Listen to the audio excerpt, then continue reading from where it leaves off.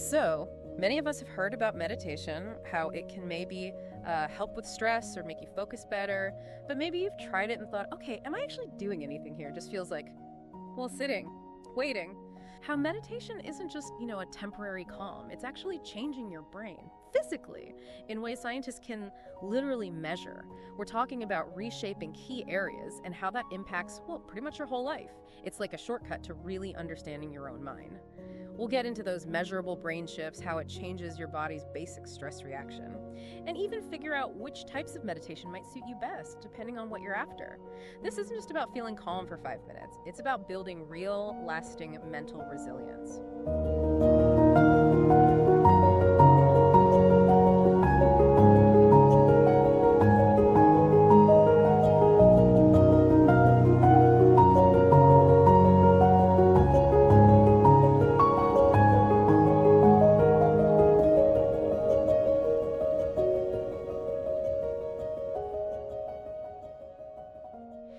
Okay, so let's unpack this a bit. The whole idea that meditation physically changes your brain. I mean, that sounds pretty incredible, doesn't it? Like you're actually rewiring yourself. It really does. But what's so compelling is that it's not just a subjective feeling. Scientists can genuinely measure these changes. With brain imaging, for instance, think about your brain like plastic almost. It's constantly adapting based on what you do repeatedly. So just like lifting weights builds muscle, consistently meditating strengthens specific brain pathways. It actually alters the structure. Oh, okay. So which parts are we talking about? You mentioned 3 key areas. That's right. We see measurable impacts on 3 main players. First, the amygdala. Ah, the amygdala. That's the brain's sort of emotional alarm system, Yeah. right? Gets you ready for fight or flight. Exactly. It's crucial for detecting threats. Yeah.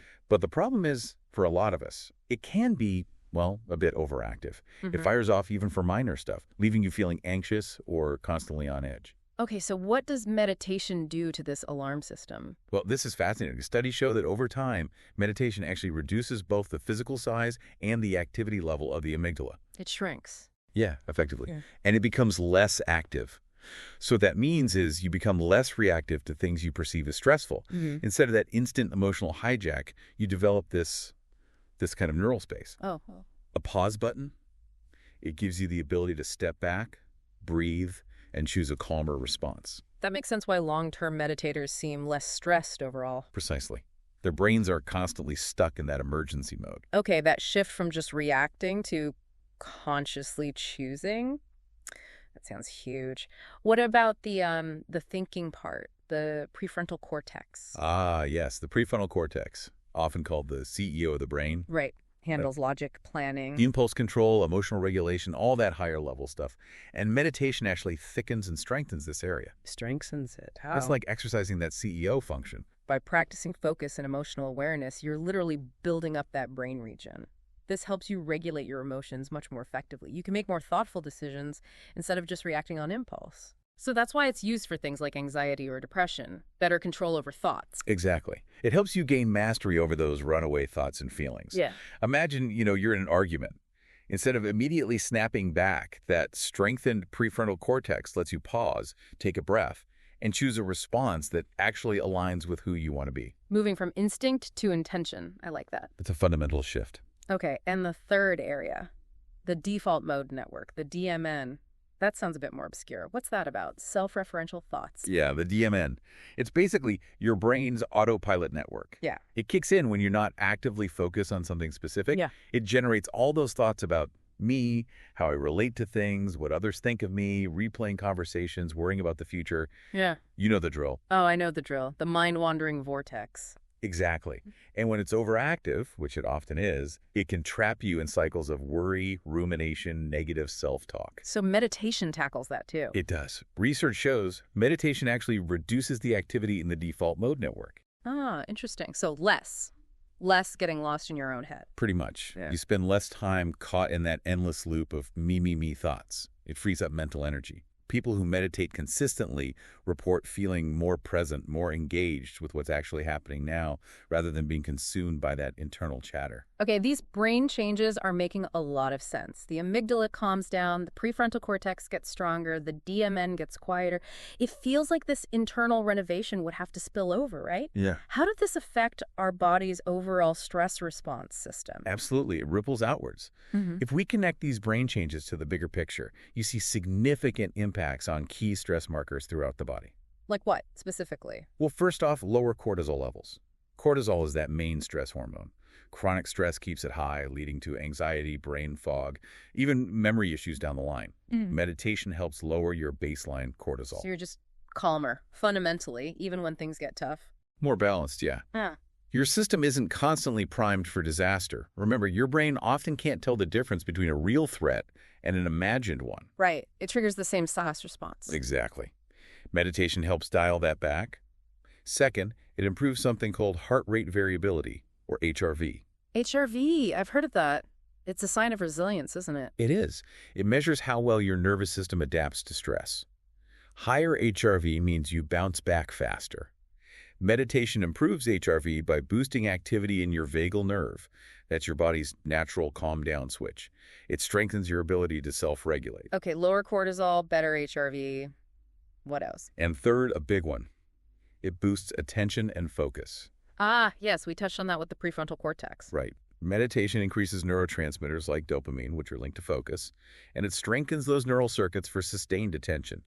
Studies even show that just brief daily meditation can measurably improve attention span and working memory. And like that saying goes, where attention goes, energy flows, or something like that. Exactly. Where your attention goes, your energy, your time, and your life go. So improving focus is, well, it's critical for directing your life intentionally. Okay, so these benefits are clear. But meditation itself, there seem to be so many types. For someone wanting to start or maybe switch things up, is there a best kind?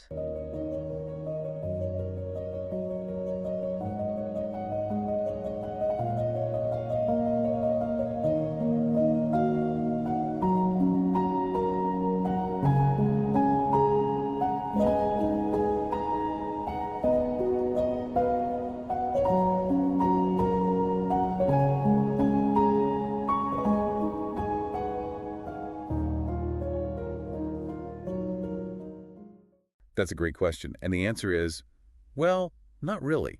It's not one size fits all. Different techniques kind of exercise different mental muscles affecting the brain in slightly different ways. So it really depends on what you're looking for. Okay, makes sense. Can we break down a few main types? Maybe start with the one for focus. Sure. That would likely be focused attention meditation. This is where you consciously concentrate on one single thing. It could be your breath, maybe counting your breaths, or silently repeating a word or phrase, a mantra. And the goal is just stay focused. The goal isn't perfect focus. Your mind will wander. That's normal. The actual practice, the rep, is noticing it wandered. And then gently, without judgment, bringing your attention back to your focus point. That act of noticing and returning is the exercise. Like a bicep curl for the brain, you said earlier. Exactly. It directly strengthens that prefrontal cortex, improving attention control and impulse regulation. Okay. What about managing emotions or stopping that overthinking cycle from the DMN? For that, you'd probably lean towards open monitoring meditation, which is often just called mindfulness meditation. Mindfulness. Right. How's that different? Instead of narrowing focus, you broaden it. You learn to observe whatever comes up, thoughts, feelings, sounds, sensations, without reacting. You just let them come and go, kind of like watching clouds. You don't engage, you don't judge, you just witness. So you're creating distance from the thoughts. Precisely. This is brilliant for emotional regulation and dialing down rumination because it directly helps calm that amygdala, the fear center. It teaches you not to get swept away. And there's a third main type you mentioned, transcendental meditation. Yes, transcendental meditation, or TM. This technique is really geared towards deep relaxation and significant stress reduction. It involves silently using a personalized mantra given by a trained teacher. But unlike focused attention, it's more passive. You gently favor the mantra, but you allow thoughts to flow without trying to control them or force yourself back. It's about effortlessness. So it's less about active focusing. Right. More about letting the mind settle naturally into quieter states. Okay, so summarizing that, focused attention for sharpening focus, mindfulness or open monitoring for emotional balance and less overthinking, and TM for deep relaxation. That's a pretty good rule of thumb, yes. Focused attention targets the prefrontal cortex. Mindfulness calms the amygdala. TM aims for deep rest. Got it. Now, for someone listening who feels maybe a bit intimidated or they've tried and struggled, what's the simplest piece of advice? Keep it super simple. Honestly, just 1 or 2 minutes a day is a fantastic start. You can always build up. Just a couple of minutes. Absolutely. Consistency trumps duration, especially at first. Pick an anchor. Your breath is always there. It's free. Or a simple sound or repeating a word. And crucially, be patient. Be kind to yourself. Your mind wandering is not failure. It's part of the process. The practice is noticing it wandered and gently bringing it back, again and again. That's the muscle you're building. And guided meditations can help too, right? Oh, definitely. Especially when you're starting. Here. Having someone guide you can make it much easier to stay somewhat present and learn the ropes. Just remember, it really is like any training. The more you practice, the stronger those helpful brain circuits become. Okay, we've covered the brain changes, the body benefits, the different types, but let's zoom out again. You mentioned this has profound ripple effects. What's the real superpower here when we connect all these dots to just living life better? Yeah, this is where it gets really interesting, I think. When you step back, you start to see that, well, a lot of our problems, things like chronic worry, regret, anger, fear, self-doubt, so much of it stems from what you could call unmanaged thinking. Our minds, left untrained, can honestly make us pretty miserable. There's that idea that the mind can be your worst enemy or your best friend. How does meditation make that switch? How do those brain changes lead to, like, mastering your mind? It's quite direct, actually. Think about this. Statistic estimates suggest we have maybe 60,000, even to 120,000 thoughts a day. And unfortunately, a huge chunk, maybe 85%, tend to be negative. And worse, like 95% are just repeats from yesterday. Wow. That's a depressing loop. It is. It creates this cycle. Meditation, by strengthening your prefrontal cortex, your director, and calming your amygdala, your reactor, literally trains you to pay attention to your attention. Normally, we're just caught up in the content of our thoughts, the movie playing in our head. Meditation teaches you to become aware of the process of attention itself. You learn to control where your focus goes. So you're not just dragged around by every random thought or worry. Exactly. You become the one holding the remote control for your mind rather than being controlled by it. Quieting the DMN helps here too. It's like cleaning a dirty filter. You start seeing things more clearly, less distorted by your internal biases and chatter. And the ripple effects of that kind of control? They're immense. First, enhanced emotional control. Your amygdala isn't firing wildly. Your prefrontal cortex is in charge. You're not a hostage to your feelings. You escape that kind of blind living. This naturally leads to more compassion, less anger. As the DMN quiets, you're less stuck in self-centered thinking and can connect more easily with others' experiences. Your relationship with yourself must improve too. Dramatically. You develop a kind of inner intimacy, understanding your own patterns without harsh judgment. And that foundation improves all your external relationships too. Plus, you build real willpower. That ability to consciously choose, strengthened by practice, helps break unwanted habits. First build your habits, then your habits build you. Meditation helps you build better ones. It really does sound almost too good to be true. I mean, if there was a pill that gave you better sleep, better relationships, more clarity, less depression, more happiness, all from these brain changes, people would pay a fortune for it, wouldn't they? They absolutely would. And yet all these benefits are genuinely accessible with just, 1 to maybe 15 minutes of daily practice. There are no negative side effects. You don't need special equipment or a group. It costs nothing but your own commitment. It's a personal responsibility then. I think so.